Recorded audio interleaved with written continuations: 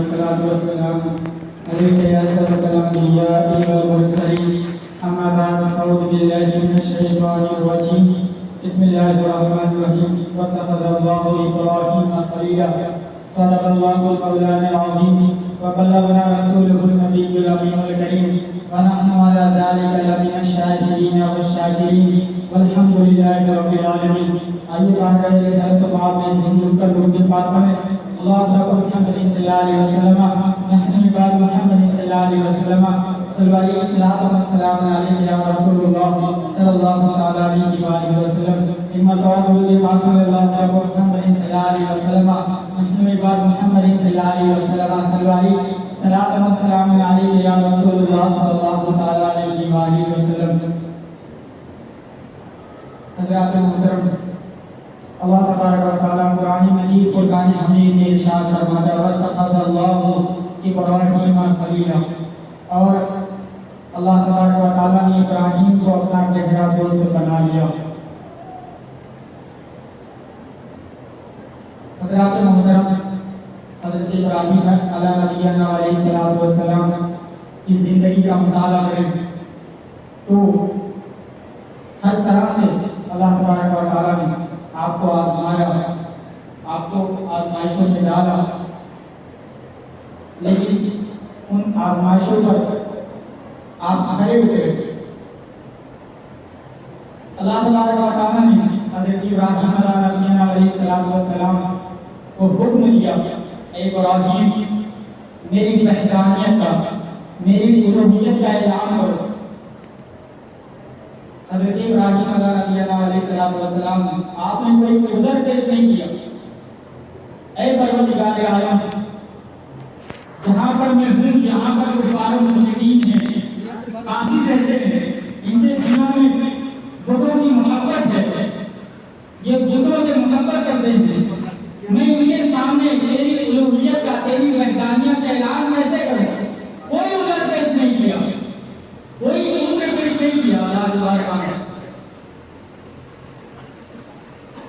بلکہ شان کے ساتھ اللہ تبارک و تعالیٰ کی وحدانیت کا اور الوہیت کا اعلان کیا. اس شان کے ساتھ کہ بازار سے ایک بت خرید لیتے،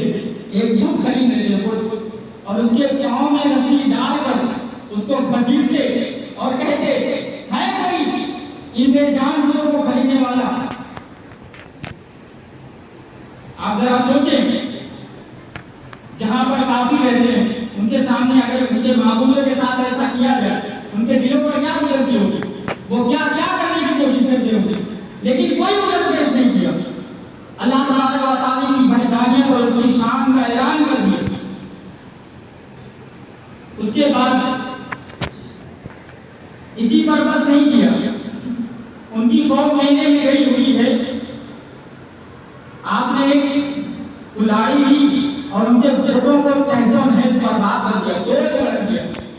بت جتنے تھے سب منہ کے بل گر پڑے، ٹوٹے بکھرے پڑے تھے. جب وہ لوگ واپس لوٹے تو انہوں نے دیکھا کہ یہ ہمارے بتوں کا ایسا حال کس نے کیا. حضرت ابراہیم علیہ السلام نے کلہاڑی کو ایک بڑے بت کے کندھے پر رکھ کر آپ وہاں سے چلے گئے. بعض اوقات ہم اگر کہیں پر جھگڑا کر کے آ جائیں، لڑائی کر کے آ جائیں تو ہم گھر چھوڑ کے چلے جاتے ہیں. حضرت ابراہیم علیہ السلام گئے نہیں وہاں سے، اطمینان کے ساتھ گھر کے اندر بیٹھے، ان کے گلوں کو توڑ کر آئے، اپنے گھر کے اندر بیٹھے. جان کا خطرہ ہے لیکن پھر بھی اپنے گھر کے اندر بیٹھے. اس کے بعد جب ان کی قوم مہینے سے آئی تو آپ نے دیکھا، ان لوگوں نے دیکھا کہ ہمارے بتوں کا یہ حال کس نے کیا. تو کسی نے کہا ابراہیم ہی ہے جو ہمارے بتوں کو برا بھلا کرتا ہے، یقیناً اسی نے توڑا ہے. حضرت ابراہیم علیہ السلام کو بلایا گیا، کیا آپ نے ہمارے بتوں کو ایسے توڑا ہے؟ کہا نہیں. کہا ان میں جو بڑا ہے اسی نے توڑا. حالانکہ امت میں بڑا نبی ہوتا ہے، ان کی عقلوں پر پردے پڑے ہوئے تھے. انہوں نے کہا کہ ضرور اس بڑے بت نے توڑا ہے. حضرت ابراہیم علیہ السلام نے کہا ان میں جو بڑا ہے اسی نے توڑا ہے.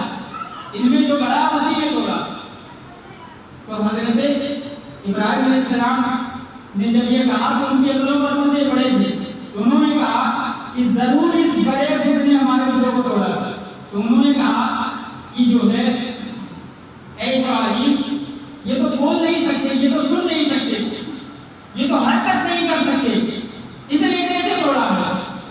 تو حضرت ابراہیم علیہ السلام نے کہا کہ جو بول نہیں سکتا، جو سن نہیں سکتا، جو تمہاری فریاد نہیں سن سکتا، جو تمہاری مدد نہیں کر سکتا، وہ تمہارا خدا کیسے ہے؟ وہ تمہارا خدا کیسے ہے؟ حضرت ابراہیم علیہ السلام اس کے بعد اللہ تبارک و تعالیٰ نے مسلسل آپ کو اللہ تبارک و تعالیٰ کی جانب سے حکم ملتا رہا، غالباً 80 سال کی عمر کے اندر اللہ تبارک و تعالیٰ نے ایک اولاد دیا جن کا نام حضرت اسماعیل علیہ السلام ہے۔ اس کے بعد اللہ تبارک و تعالیٰ کا حکم ہوا اے ابراہیم ہجرت کر جاؤ، یہاں سے ہجرت کر جاؤ اور اپنی بیوی اور بچے کو ایسی جگہ چھوڑاؤ۔ اللہ تبارک و تعالیٰ نے جب آپ کو اولاد سے نوازا تو اولاد کو لے کر ہاتھ میں لے کر محبت کر رہے ہیں، محبت کر رہے ہیں۔ اللہ تبارک و تعالیٰ کی جانب سے حکم آتا ہے ابراہیم تو خلیل میرا ہے، محبت بچے سے کر رہا ہے۔ حضرت ابراہیم علیہ السلام نے کوئی قدر پیش نہیں کی، کہا پروردگار عالم ایک باپ اپنے بچے سے محبت نہ کرے، بیٹا میرا ہے میں محبت نہ کروں، ایک باپ ظاہر ہے ایک باپ اپنے بچے سے محبت ہی کرتا ہے، اور ایک اولاد آخری عمر میں ملی۔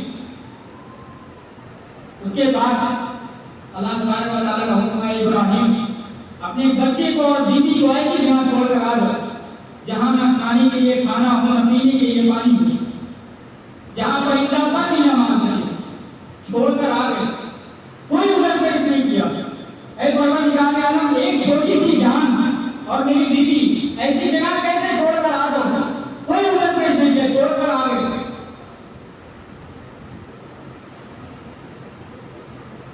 اس کے بعد جب حضرت اسماعیل علیہ السلام کی عمر تقریباً 9-10 سال کی ہوئی، اللہ تبارک و تعالیٰ کی جانب سے حکم آیا اے ابراہیم اپنی سب سے پیاری چیز میرے راستے میں قربان کرو، میرے نام پر قربان کرو۔ حضرت ابراہیم علیہ السلام اپنے بچے کی گردن پر چھری رکھ دی ہے اور چلا بھی دی ہے۔ یہ اللہ کی شان ہے کہ اللہ تبارک و تعالیٰ نے حضرت جبریل علیہ السلام کو دنبا لے کر بھیجا اور حضرت اسماعیل علیہ السلام کو انہوں نے اس جگہ سے اٹھایا اور وہاں پر دنبے کو لٹا دیا، دنبا ذبح ہو گیا۔ حالانکہ اللہ تبارک و تعالیٰ نے جو آپ سے کہا آپ نے وہ کیا۔ اس کے بعد اللہ تبارک و تعالیٰ کی جانب سے حکم ہوا اے ابراہیم کعبے کی دیواروں کو اونچا کرو، کعبے کی تعمیر کرو۔ تو حضرت اسماعیل علیہ السلام اور حضرت ابراہیم علیہ السلام مل کر کعبے کی تعمیر کرنے لگے۔ جب کعبہ تعمیر ہو گیا تو وہاں پر حضرت ابراہیم علیہ السلام نے دعا فرمائی اور اس دعا کا اثر آج بھی ہے، اس دعا کا اثر آج بھی ہے۔ آپ نے 3 دعائیں فرمائی، 3 دعائیں۔ آپ نے کہا اللہم ربنا تقبل منا انک انت السمیع العلیم، اے پروردگار عالم ہم نے جو کچھ بھی کیا اسے قبول فرما۔ اب اللہ تبارک و تعالیٰ کی جانب سے جواب آتا ہے ابراہیم ابھی تک جو میں کہتا تھا تو کرتا تھا، اب جو تو کہے گا وہ میں کروں گا۔ اللہ اب جو تو کہے گا وہ میں کروں گا۔ حضرت ابراہیم علیہ السلام نے کہا کہ اے پروردگار عالم اس خطے کو امن والا خطہ قرار دے دے، امن والا خطہ جہاں پر جھگڑے نہ ہو، جہاں پر فساد نہ ہو، جہاں پر لڑائیاں نہ ہو، ایسا خطہ، اس خطے کو ایسا خطہ قرار دے دے کہ یہاں پر کبھی کوئی فساد نہ ہو، یہ امن والا خطہ بن جائے۔ اللہ تبارک و تعالیٰ نے کہا ابراہیم جاؤ یہ ہو گیا۔ آپ دیکھیں اگر ہمارے گھروں پر شادیاں ہوتی ہیں 100 بندے اکٹھے ہو جائے تو لڑائی شروع ہو جاتی ہے، جھگڑے شروع ہو جاتے ہیں، بندے اٹھانے پڑ جاتے ہیں زمین سے، اتنی بری حالت ہو جاتی ہے۔ لیکن دنیا کے تختے پر آپ دیکھیں، پوری دنیا کے تختے پر کہیں پر اتنا بڑا اجتماع نہیں لگتا، اتنا بڑا اجتماع کہیں نہیں لگتا جتنا بڑا مکہ المکرمہ کے اندر لگتا۔ پوری دنیا سے لوگ جاتے ہیں، پوری دنیا سے لوگ اکٹھا ہو رہے ہیں، لیکن سب کچھ امن کے ساتھ ہو رہا ہے۔ کوئی حج کر رہا ہے، کوئی مزدلفہ میں ہے، کوئی طواف کر رہا ہے، سب امن کے ساتھ، کوئی لڑائی ہے نہ کوئی فساد ہے نہ کوئی جھگڑے۔ یہ کیا ہے؟ حضرت ابراہیم علیہ السلام کی دعا کا اثر ہے۔ پھر حضرت ابراہیم علیہ السلام، علماء کرام نے یہاں لکھا ہے کہ اللہ تبارک و تعالیٰ نے حرم کو ایسا امن والا خطہ قرار دے دیا ہے کہ اگر کوئی بھیڑیا ہرن کا شکار کرنے کے لیے آ رہا ہے اور ہرن حدود حرم کے اندر آ جاتی ہے تو وہ بھیڑیا شکار نہیں کرتا، وہیں سے ہو جاتا۔ اس طرح سے اللہ تبارک و تعالیٰ نے حرم کو امن والا خطہ قرار کر دیا۔ اس کے بعد حضرت ابراہیم علیہ السلام نے دعا فرمائی، پروردگار عالم یہاں پر کبھی پھلوں کی کمی نہ ہو، کھانے پینے کی کمی نہ ہو۔ آپ دیکھیں ابھی ہمارے یہاں کی سوچا یہ بسماری کے اندر 2-3 لاکھ لوگ آ جائیں تو کھانے کی قلت، پانی کی قلت ہو جائے گی، لیکن وہاں پوری دنیا سے لوگ جاتے ہیں،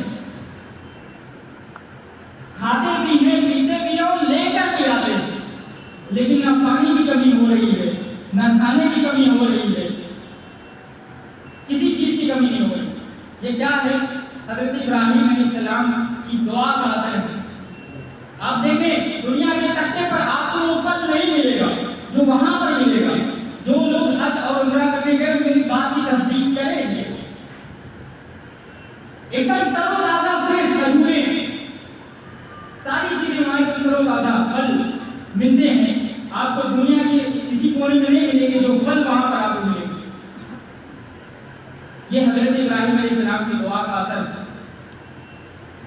اس کے بعد حضرت ابراہیم علیہ السلام نے کہا پروردگار عالم، پھر دعا فرمائی، یا اللہ میری امت میں آخری قیامت تک مسلمان قائم و دائم رہیں، قیامت تک مسلمان رہیں، میری نسل کے اندر قیامت تک مسلمان رہیں۔ اللہ تعالیٰ نے کہا ابراہیم جاؤ، یہ بھی ہو گیا۔ پھر اس کے بعد حضرت ابراہیم علیہ السلام نے دعا کی، اے پروردگار عالم تیرے آخری نبی نے آنا ہے جن کی بشارت سارے انبیاء دیتے آئے، کہا ہم نے بھی تو آنا ہے، کہا ان کو میری ہی عالم میں پیدا کرنا۔ اللہ تبارک و تعالیٰ نے کہا ابراہیم جاؤ، یہ بھی قبول کیا۔ تو یہ ساری دعائیں حضرت ابراہیم علیہ السلام نے کی، جس کا اثر ہمیں حرم کے اندر دکھا۔ اور آج کا مسلمان چاہتا یہ ہے میری کام پہلے ہو جائے، میری دعائیں قبول پہلے ہو جائے، میں عمل بعد میں کروں گا، نماز بعد میں کروں گا، پہلے دعا قبول ہو جائے، روزے بعد میں رکھوں گا، پہلے دعا قبول ہو جائے۔ ایسا تھوڑی ہوگا۔ آپ اگر اپنے گھر کی چابی کسی کو دے رہے ہیں تو اس کے اوپر یقین ہے، بھروسہ ہے، تب آپ دے رہے ہیں۔ حضرت خواجہ جنید بغدادی کی بارگاہ میں ایک بندہ آیا اور آپ کو اس میں اعظم یاد ہے، اس میں اعظم اللہ کے رازوں میں سے ایک راز ہے، ایک راز ہے۔ ایک بندے نے سنا کہ حضور خواجہ جنید بغدادی کو اس میں اعظم یاد ہے، چلو میں بھی یاد کرتا ہوں، میں بھی یاد کرتا ہوں۔ گیا وہ کافی وقت تک آپ کے پاس رہا، کہا حضور آپ کو اللہ کا اس میں اعظم یاد ہے، مجھے بھی یاد کروا دے۔ کہا کہ کچھ وقت دے، یہاں رہ میں تجھے دیکھوں گا۔ ایسے کیسے دے دوں، ایسے کیسے دے دوں، تجھے چیک کروں گا، تیرا امتحان لوں گا، یہ اللہ کے رازوں میں سے ایک راز ہے، کیسے تجھے دے دوں، تیرا ٹیسٹ لوں گا، اس کے بعد تجھے دوں گا۔ کہا ٹھیک ہے، کچھ وقت تک وہ رکا۔ اس کے بعد حضرت خواجہ جنید بغدادی نے ایک باکس اس کو دیا، اس کو لے جا دریا کے اندر ڈال دینا اور ڈال کر سیدھا میرے پاس آ گیا. باکس سے لے کر نکلا حجرے سے. راستے میں دل کے اندر خیال آیا اس باکس کے اندر کیا ہو سکتا, لاؤ کھول کر دیکھو. اس نے کہا نہیں نہیں نہیں, امانت میں خیانت نہیں کرنی, امانت میں خیانت نہیں کرنی. اس کے بعد پھر تھوڑی دور گیا, پھر وہی خیال پیدا ہوا, چلو کھول کر دیکھتے اس میں کیا. کہا نہیں نہیں نہیں نہیں, امانت میں خیانت نہیں کرنی ہے. اس کے بعد پھر تھوڑا اور دور گیا, پھر اس کے دل کے اندر یہ خیال پیدا ہوا, چلو اس کو کھول کر دیکھتے. اب اس نے کیا کیا کہ کھول دیا. جب کھولا تو اس میں سے ایک چوہا نکلا ہوا باہر نکل کر آ گیا. جب وہ بھاگ گیا واپس آیا, حضور خواجہ جنید بغدادی پوچھتے ہیں اس پوٹلی کو, اس باکس کو تو نے دریا میں ڈالا تھا؟ کہا میں ڈال دیا. کہا اچھا. اس کے بعد کہا سچ بتا, کیا تم نے ڈالا تھا؟ کہا حضور نہیں ڈالا تھا. کہا کیا کیا تھا؟ کہا اس کو کھولا تو اس میں سے چوہا نکل کر باہر آ گیا. کہا یہی تو میرا پیش کشا.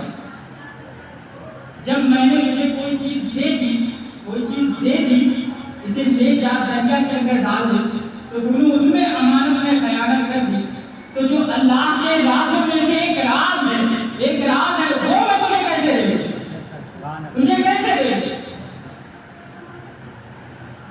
ہم سب چاہتے ہیں کہ ہماری ساری پریشانیاں دور ہو جائیں. ہم نماز بعد میں پڑھیں گے, روزے بعد میں رکھیں گے, عبادات بعد میں کریں گے, صدقہ و خیرات بعد میں کریں گے, زکات بعد میں لیں گے, حج و عمرہ بعد میں کریں گے. پہلے جو ہماری خواہشات ہیں وہ پوری ہو جائیں. اللہ تبارک و تعالیٰ ہر طرح سے اپنے بندوں کا امتحان لیتا ہے, انہیں آزماتا ہے, پھر انہیں انعام و اکرام سے بھی نوازتا ہے. اگر دنیا کے اندر ہی ہمیں سب کچھ مل جانا ہے تو ہمارے لیے جنت کیوں بنائی گئی؟ جنت کیوں بنائی گئی؟